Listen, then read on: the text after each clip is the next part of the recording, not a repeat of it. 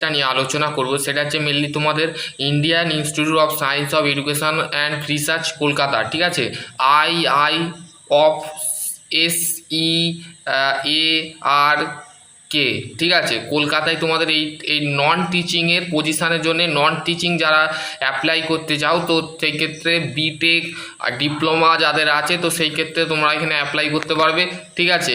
Indian institute of science of education of research Kolkata, ঠিক আছে। এখানে তোমাদের দেখো এখানে কী কী পোস্ট আছে, লাইব্রেরি, তারপর হচ্ছে superintending engineer, deputy lubrication, deputy registrar, execute engineer civil electrical যদি থাকে, assistant registrar, assistant execute engineer civil electrical, ঠিক আছে। এখানে তোমাদের পে লেভেল যদি ধরা হয় সেটা লেভেল 14, লেভেল 13, লেভেল 12, লেভেল 11, ঠিক আছে, লেভেল 10 অনুযায়ী তোমাদের স্যালারি হবে, ঠিক আছে। এখানে নাম্বার অফ ভ্যাকেন্সি একটা করে আছে, ঠিক আছে, বোঝা গেল।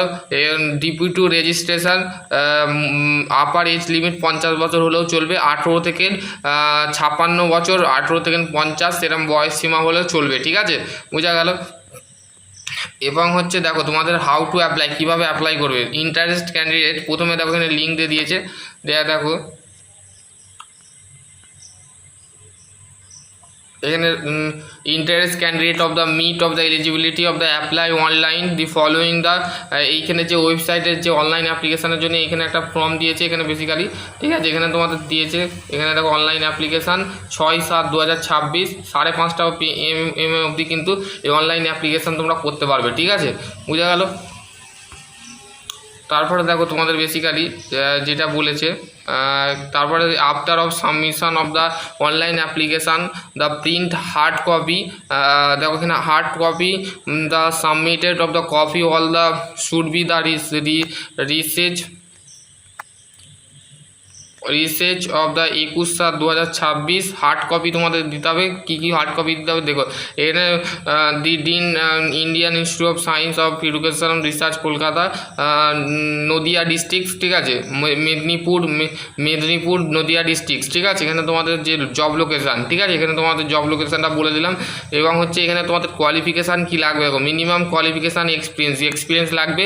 দেখো master of degree library science, information science যদি করে থাকো, 55% মার্কস যদি থাকে তো সেই ক্ষেত্রে অ্যাপ্লাই করতে পারবে। নেক্সট পিএইচডি যদি করে থাকো লাইব্রেরি সায়েন্সের উপরে, যদি তোমার ইনফরমেশন সায়েন্সের উপরে, তাহলে তোমরা এখানে 10 বছরের এক্সপিরিয়েন্স লাগছে, ঠিক আছে। এক্সপিরিয়েন্স হচ্ছে 10 বছরের যারা আছো তাদের এখানে তোমাদের দিয়েছে, বুঝা গেল। এবং হচ্ছে নেক্সট যে পোস্টটা আছে সুপারিনটেন্ডিং ইঞ্জিনিয়ার, এর ক্ষেত্রে একটা আছে ক্লাসিফিকেশান গ্রুপে, পে লেভেল হচ্ছে 13, 56 বছর হলেও চলবে, ঠিক আছে। বিটেক সিভিল ইঞ্জিনিয়ারিং যদি ফার্স্ট ক্লাস থাকে তো সেই ক্ষেত্রে 5 বছরের এক্সপিরিয়েন্স থাকলে তো সেই ক্ষেত্রে তোমরা অ্যাপ্লাই করতে হবে। এক্সপিরিয়েন্সটা যদি গভর্নমেন্ট থেকে হোক বা প্রাইভেটের ক্ষেত্রে হোক, যেখান থেকেই হোক তো তোমরা সেখানে অ্যাপ্লাই করতে পারবে, ঠিক আছে। তারপর যে name of the post of the deputy library science, master degree যদি করে থাকো, এমটেক করে থাকো বা পিএইচডি করে থাকো তো সেক্ষেত্রে তোমরা এখানে অ্যাপ্লাই করতে পারবে, ঠিক আছে। নাম্বার অফ পোস্ট অফ ইউআরদের ক্ষেত্রে একটা, গ্রুপে পে লেভেল 50 বছর হবে, মাস্টার ডিগ্রি 55% মার্কস পেলেও তোমরা কিন্তু এখানে অ্যাপ্লাই করতে পারবে, ঠিক আছে। Name of the post execute engineer civil electrical, ঠিক আছে, সিভিল ইলেকট্রিক্যাল ইঞ্জিনিয়ারিং যদি করে থাকো সেখানে তোমাদের first class bachelor degree civil and electrical engineering যদি করে থাকো, 10 বছরের এক্সপিরিয়েন্স থাকে তো সেই ক্ষেত্রে তোমরা অ্যাপ্লাই করতে পারো। Number of post assistant registrar master degree লাগবে এবং 5 ইয়ার্স এক্সপিরিয়েন্স লাগবে, ঠিক আছে। এবং name of the post assistant executive engineer civil electrical লাগছে, first class of civil and electrical engineering যদি করে থাকো সেখানে তোমরা এখানে অ্যাপ্লাই করতে পারবে, ঠিক আছে। এখানে এক্সপিরিয়েন্স 5 বছরের চেয়ে হয়েছে, ঠিক আছে। মিনিমাম কোয়ালিফিকেশান যেটা দিয়েছে সেটা দেখো, নাম্বার অফ পোস্ট এখানে তোমাদের দিয়েছে, number of post of deputy registration education of master degree লাগছে, ঠিক আছে। এখানে তোমাদের পে বেনিফিট তোমরা একটা পড়ে নেবে, বেনিফিটটা সুবিধাটা কি, general service liberation setting the work bending of the setting the commission, ঠিক আছে, এখানে তোমাদের সেটা বলে দিয়েছে।